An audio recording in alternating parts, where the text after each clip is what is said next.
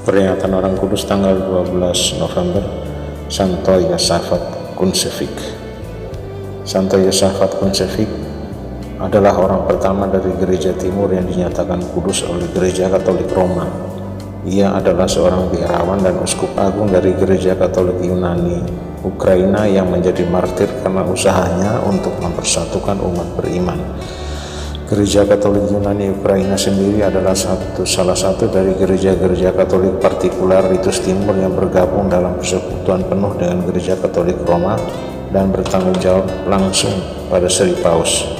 Yosafat disebut sebagai Rasul Ekumenisme karena selama hidupnya ia berusaha keras menyerukan persatuan di kalangan gereja-gereja Kristen di Ukraina.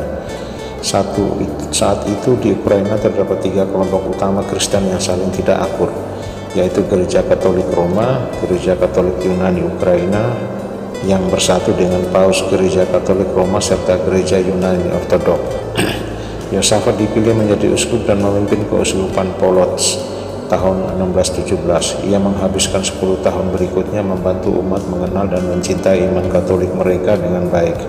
Ia mengorganisir perayaan-perayaan doa ekumenis dan kelas-kelas rohani bersama. Ia mengadakan pertemuan-pertemuan dengan klerus lintas gereja dan bekerja sama dengan para imam untuk memperlakukan peraturan-peraturan yang dapat membantu umat beriman hidup lebih dekat dengan Yesus. Uskup Agung Yosafat adalah seorang pengkhotbah terkenal yang bekerja keras untuk membawa persatuan di antara umat beriman. Khotbah-khotbahnya yang mengagumkan telah membawa kembali banyak orang-orang Kristen yang hidupnya menyimpang untuk kembali ke gereja. Ia membawa pengaruh positif bagi masyarakat hingga ia sangat dihormati oleh umat dari semua golongan Kristen yang ada. Karena pengaruh itu membuat sebagian orang mulai was-was terhadapnya. Mereka membangkitkan suatu persekongkolan untuk melawannya. Tanggal 12 November 1623, seorang imam gereja Ortodok bernama Elias datang ke keuskupan dan berteriak menghina Uskup Agung Yosafat dari halaman keuskupan dan mencoba memaksa masuk ke dalam kediaman uskup.